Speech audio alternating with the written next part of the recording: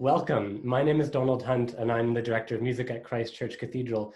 And I'm doing a short series of interviews with people who were involved in the taping of our Lessons and Carols service this year, which for obvious reasons is really different from how it normally takes place. We recorded it in early December, and it will be broadcast this Sunday at 4 p.m. on CHEK TV and at 7 p.m. online.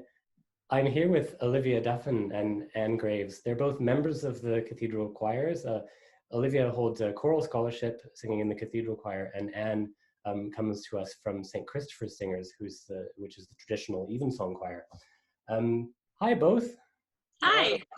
How are you doing? Well, so Anne, you posted today on Facebook this wonderful photo of you in the girls' choir at Christ Church Cathedral, Victoria. So you've been involved in the cathedral for your whole life? pretty much. A couple of hiatuses from Victoria, but whenever I've been in Victoria, yes. That's great.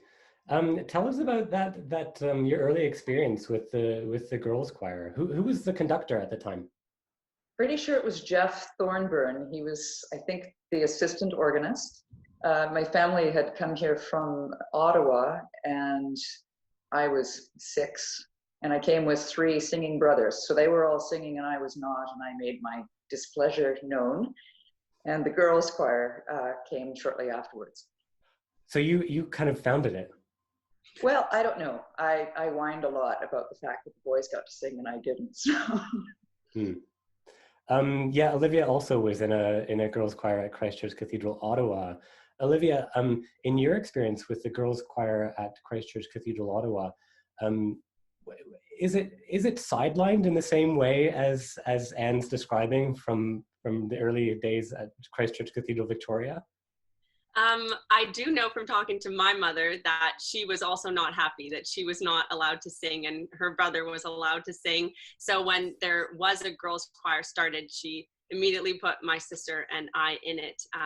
But it wasn't, I wouldn't say it was really sidelined. It was, Matthew Larkin was really great at keeping the 2 choirs equal. We had Tim Hyper, the director, and then shortly after James Culkin. And yeah, we got to do joint things with the men and boys and stuff by ourselves. So I would say pretty equal and great learning experience.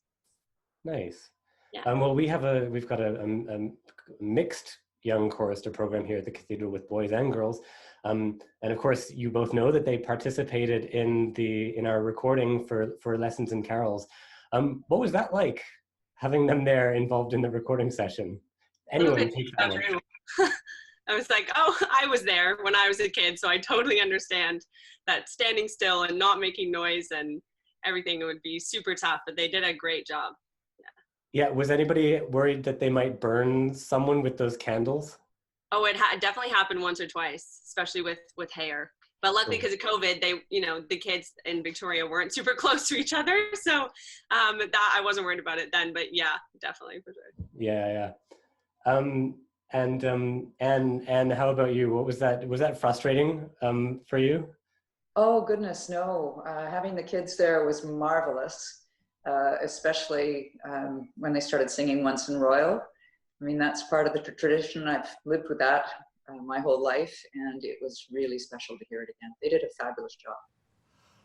Once in royal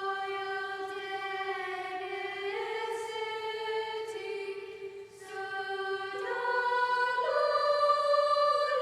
cattle shed, where a mother laid her baby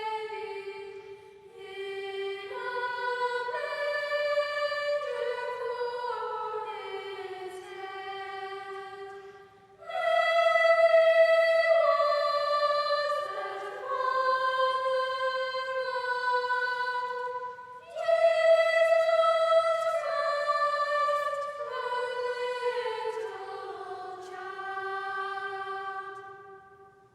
What's it like to work so hard on the music for a service of Lessons and Carols? Over the course of about 6 weeks, we were rehearsing once a week.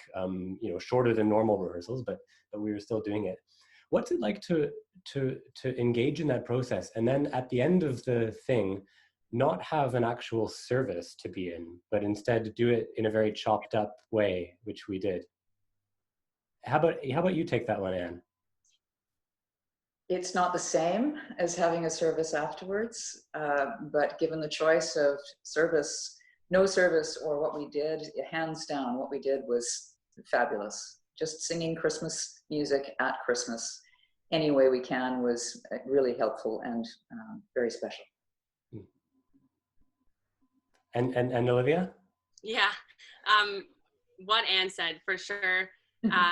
Definitely different social aspect of, you know, the rehearsals, and it was lovely to sing with people even though we were distance. But there's that feeling when you sing a good Christmas service, you know, and everybody after the service is just glowing and so happy to be there, which, you know, we were all happy to be there, but like Anne said, it's very special. So.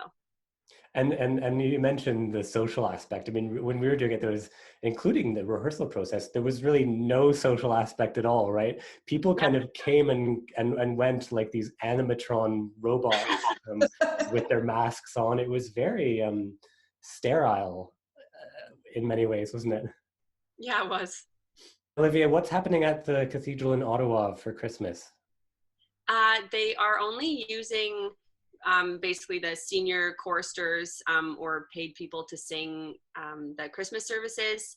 I am singing the service for the New Year on New Year's Day, the noon service, so that will be nice. And then for Christmas Eve and Christmas Day, there's a limited capacity of how many people can be in the cathedral sitting in your bubbles, and no hymns, no congregational singing. So I will be going with me and my mom. We will be there, even though we won't be able to sing any hymns on Christmas Eve. That's still part of our family tradition. So we'll be there no matter what. Nice. And Anne, how will you be celebrating Christmas holidays, having already kind of done your big thing? Listening to lots of music. That's what I'm doing here. And yes, I will be tuning in on Sunday and probably again on Christmas Eve and Christmas Day. So it's been marvelous, and thank you, Donald, and thank you, Mark, for making it possible.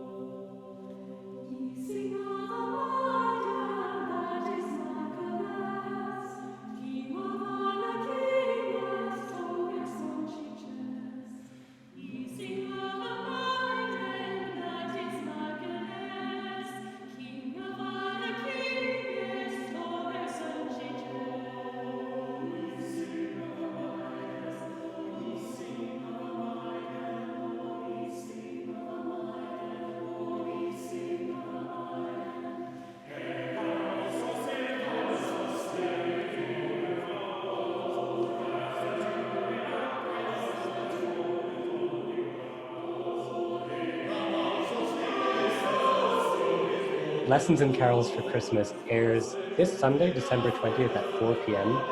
On CHEK TV and at 7 p.m. online. And if you don't catch it then you can watch it at 10 p.m. on Christmas Eve and 11 a.m. on Christmas Day on CHEK TV. Thank you, Anne and Olivia. Thank you. Thank you.